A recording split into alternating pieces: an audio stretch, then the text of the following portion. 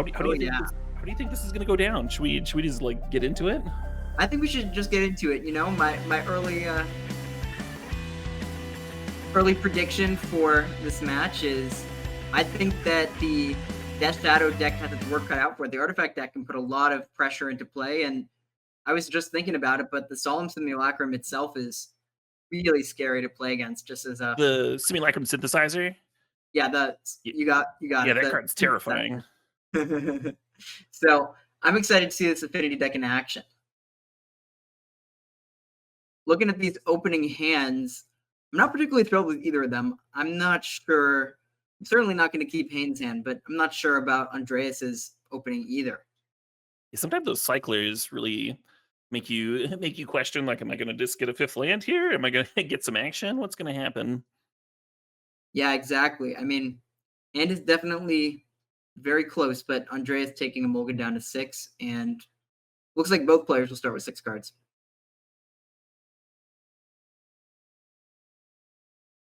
So, I mean, Psychic Frog is just a extremely nutty card. I agree with your overall thoughts on the matchup that the Affinity deck is really good at just like dumping its hand. Might be able to get away from these like one for one pieces of interaction from the blue black deck. But Psychic Frog is so good. I have to imagine that if Dimir Shadow's got a chance, it's going to be with some giant frogs plunking in and drawing cards and such.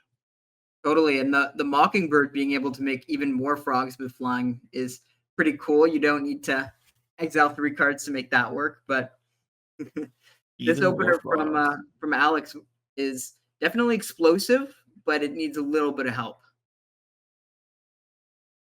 Yeah, that mana to actually the second land to actually play the synthesizer, and then I imagine the synthesizer's surveil or scribe, whichever it is, will help it find something that will trigger it, but, Yeah, Andreas is uh probably inclined to just get rid of it as soon as he can. Just look at that hand, and the you must be thrilled to see the synthesizer as opposed to something like Thought Monitor. That would have been a big issue. yeah, absolutely. Springleaf Drum, no help there. Yeah, I mean, from the Death Shadow side, a lot of what you want to do is make it so that the affinity player has very few cards that actually matter, as opposed to very few permanents in play, because it's going to be able to make a big board, but you're really just focusing on what are the most important cards that you can interact with. So Thoughtseize and Inquisition are going to help a lot here, and the blue buff threats are going to be really quick at closing the door. Just Psychic Frog drawing a card every turn, like you mentioned, is a huge part of it. Love that analysis. I have actually not seen this Mockingbird played yet. I was with you at Gen Con playing Legacy this last week, and so I just have not actually seen it cast, but I keep on seeing screenshots shared on Twitter of Mockingbird copying a bunch of sweet nonsense, so I'm excited to see it take off here. Yeah, and I'm sure given some legacy experience, you got to see Psychic Frog in full effect just like I did. So that card, there's no doubt about that's the Psychic Frog's power. It's pretty good. Speaking of Psychic Frogs, It heard us talking about it.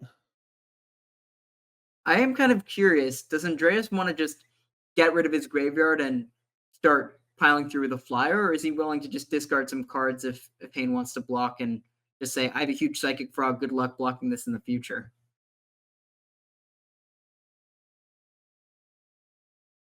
One of the scarier things for Hayne is just once these frogs get big, you kind of have to start chump blocking them every turn unless you're doing something more powerful. So it's a little bit of a concern if even a 3/4 frog gets made with the activated ability. Yeah, that makes sense to me. I like the synergy with the Netherglyph or the Necroglyph rather with the Psychic Frog and the fact that you can discard and then potentially escape it later. Yeah, I hadn't thought of that. They are eating the graveyard a little bit. Like, they're both feeding on it, but yeah, you're right. Yeah, a little bit Boneyard of Cop? tension.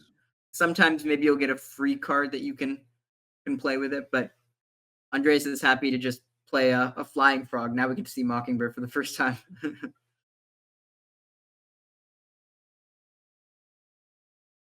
Pretty good.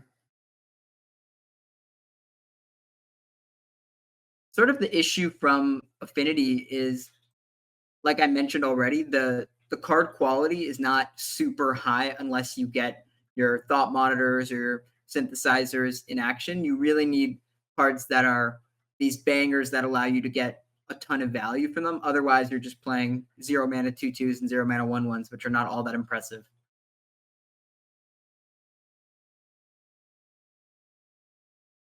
Are you saying that you're not impressed with Alexander Haynes' board right now? Well, he's at least doing some cool maneuvers with the boots, but it's going to need little bit more help than that. And Death Shadow is a pretty good draw too, because now Haynes' plan of trying to be aggressive back isn't nearly as effective. Cards? We're drawing 2 cards? So many cards. I know you don't always lose a game when a Psychic Frog hits you, but it sure feels like it. As soon as you get the first card draw in, it just feels like, man, I don't know how I come back from these You don't even cards. wanna play, you just wanna concede, and it's like, yeah. Exactly. I'm ready to get out of there. So the Blue Black Shadow deck does look pretty good when it just gets to play threat after threat every turn. Oh, yeah. It kinda feels like this version of Death Shadow has more threats than typical, right? When I think of Death Shadow, I think of it being like a 4 Death Shadow and then, like, maybe 4, Tarmogoyf type cards in there, and this one's got Psychic Frog, Nethergoyf, Mockingbird to copy threats. It feels like there's a little bit more, it's a little bit more threat heavy because of all that. Oh, there's a Stalactite Stalker in here too? Yeah, I mean, this list is playing a ton of one drops to take full advantage of the Mockingbird, I believe. And it's not even playing Orcish Bowmasters, which is the card that I would expect to be in these blue black based mid range decks, just issuing that for a cheaper curve and a more aggressive deck overall. Looks like there's a ton of sideboard options here. Triple consigns, triple memory. Yeah, that's going to be nice from Andreas' side. He can even bring in, yeah, he has Break the Ice in the sideboard if he wanted to try to kill Urza Saga. Um, from Haynes' side, I'm not sure what upgrades he gets in the matchup post board. It's a tricky thing to attack because the blue black deck has a lot of threats that you don't really want to kill one for one. Like he's boarding out Galvanic Blast, just saying you Boarding can't really in blast a Psychic Frog and a Death Shadow. They're pretty hard to kill with that 4 damage spell. boarding in Kappa Cannoneer. That's gotta be, I mean, it has to dodge Thoughtseize, right? But if it lands, it's gotta be impossible to deal with. I like the idea of boarding in Kappa Cannoneer, at least because when you get Kappa in play, the blue black deck has a really hard time with it. And it kind of plays into the same theory of you want to maximize your number of payoffs against these blue black decks, or else they'll pick your hand apart. And when you're in top deck mode, the more the merrier.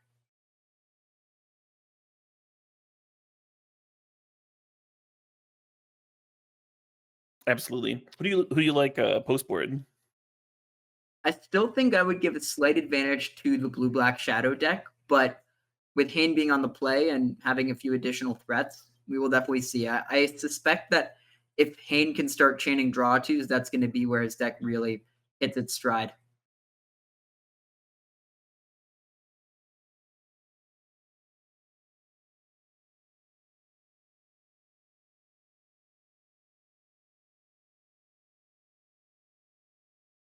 So looking at these opening hands, Haynes kind of having the issue where in the first game he had like a ton of the cheap side of the deck, the enablers, and here he has a ton of the payoffs, which doesn't work particularly well. But mulliganing against the Thoughtseize deck is not really where you want to be either. So it's a tough balance.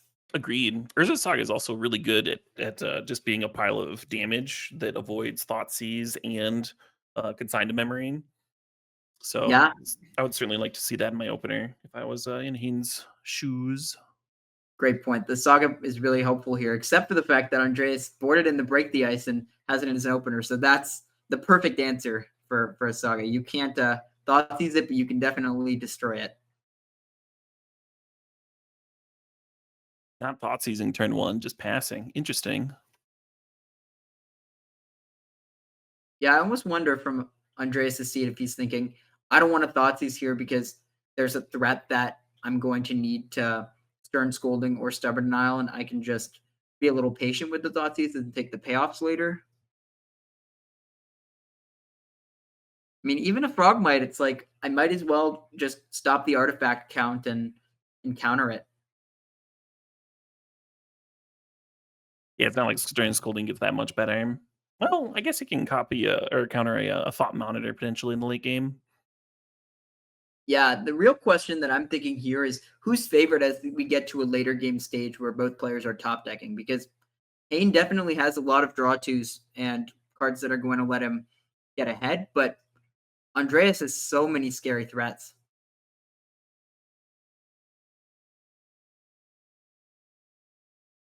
I think it might depend on how many other copies of Urza's Saga Hayne can find. That's Yeah, just a guess. I agree that Saga is the biggest one, but if you get something like the synthesizer down, that's a huge issue for Petersen. The stubborn denial, definitely good to leave up this turn for that. Casey top decked it. I suspect that now we'll see Hayne starting to develop this Saga and getting ready to make some constructs.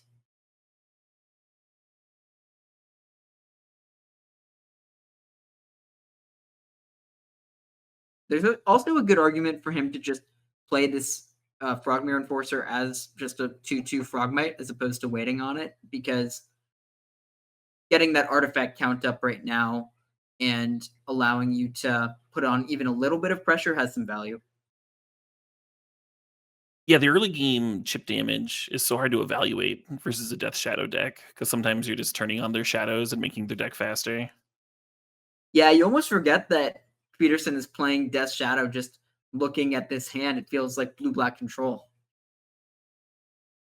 But that's a good point. The 2 damage every turn versus Shadow is not exactly where you want to be.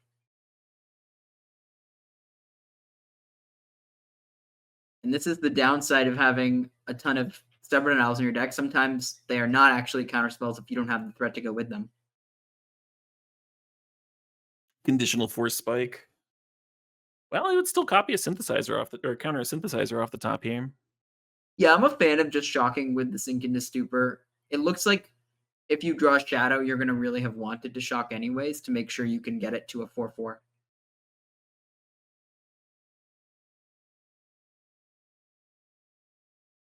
Ooh. And that card is, like we've talked about, one of the better ones that Hayne can have, but the Thoughtseize is going to be happy to nab that once Andreas gets another turn. Can Gardens copy a land or does it have to be non-land? I think it's just any artifact, right? I believe you could copy the Citadel if you wanted to make another indestructible land. Yeah, just non-token artifact. But the pace of this game is much slower than the first one that we saw for sure. Just a ton of reactive cards from Andreas, and even though Hayne doesn't have anything going yet, I slightly prefer his situation without having these Stubborn Owls or the Deluges that are really reactive here. I thought Like, Monitor was going to be castable next turn. yeah, you can. Well, the Thought Monitor getting taken is okay, but you can cast the Enforcer as a 4/4. And like you mentioned, if you draw an Urza Saga in Hayne's spot, that's sort of the best case scenario too.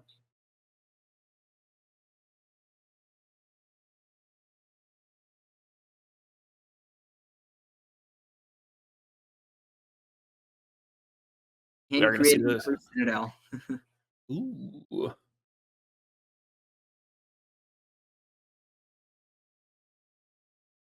Love to see that.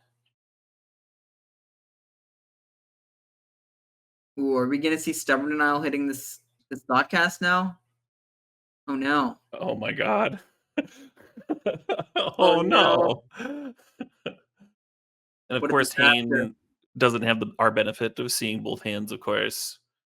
Um, wow, that's brutal. Those stubborn Yeah. denials were doing nothing.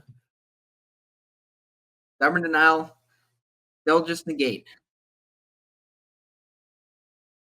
Man, brutal turn of events for Hayne, but still got to keep his head in there. Now he knows about Stubborn Denial, think about it, and he has a lot of time.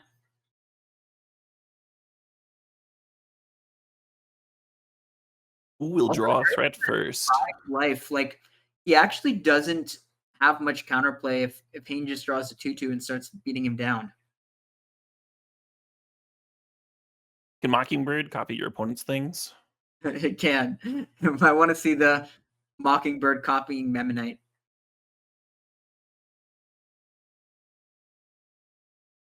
Ooh, and there now that he has the frog and the Mockingbird, he's in his happy place. That's probably one of the best cards he could find besides the shadow this turn. Gone from no threats to 2 frogs, 1 What draw. do you think of the Mockingbird in general? Have you had any time to think about it? I know you said you haven't seen it in action yet, but it looks pretty impressive here, and it is quite efficient. Yeah, yeah. I mean, now I want multiple frogs. What was I bringing this week? What am I doing? No, I think it, yeah, clearly looks pretty sweet, right? It looks nice, and now Peterson's in a position where he can just draw 2 cards every turn like we saw game 1, and it's gonna be And you real hard for him to recover. and you're copying ocelots in yours, right? Yeah, copying Ocelot Prides and Guide of Souls, and it works with Amped Raptor too, as long as you don't hit it off the Amped Raptor. Right, right, right.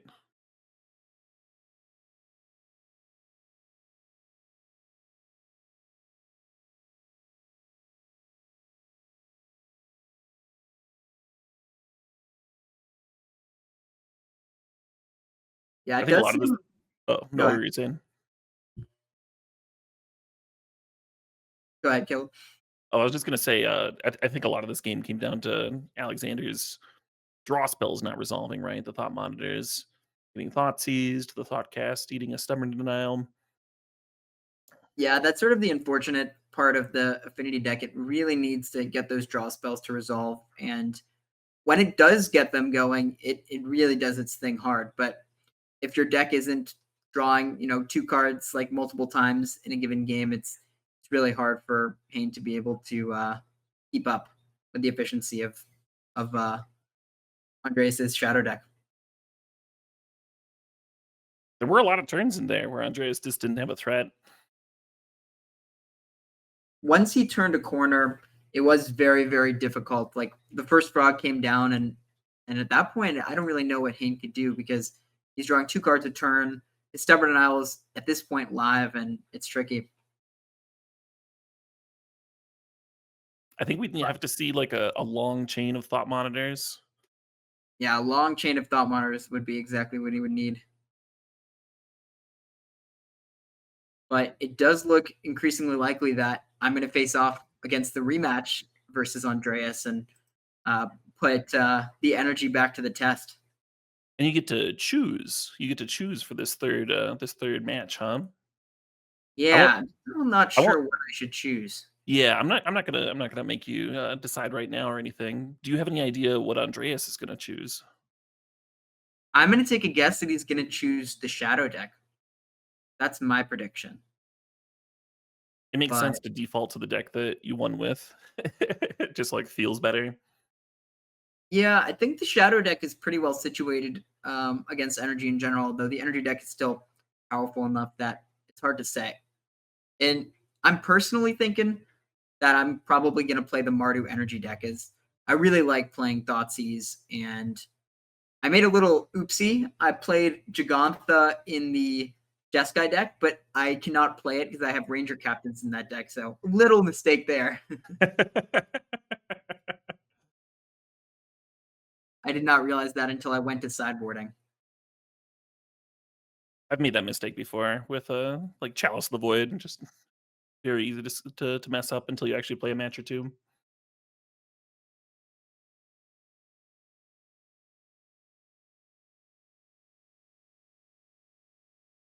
Well, this one looks like it's getting harder and harder. I do wonder with this blue black deck if stalactite stalkers are the most effective card. Like I think Bowmaster could also be a really good role player in that deck, as I mentioned earlier. But they definitely look cool.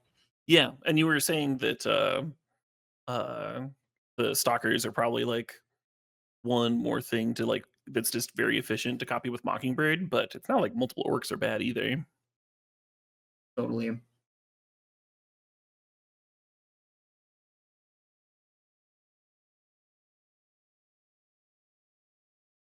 This No, I looks do. I do brutal. expect the Mockingbird to be a role player in Modern moving forward. Like the other card I wanted to mention is gosh, I'm forgetting the name. What is the blue card that you were playing in the Eldrazi deck earlier?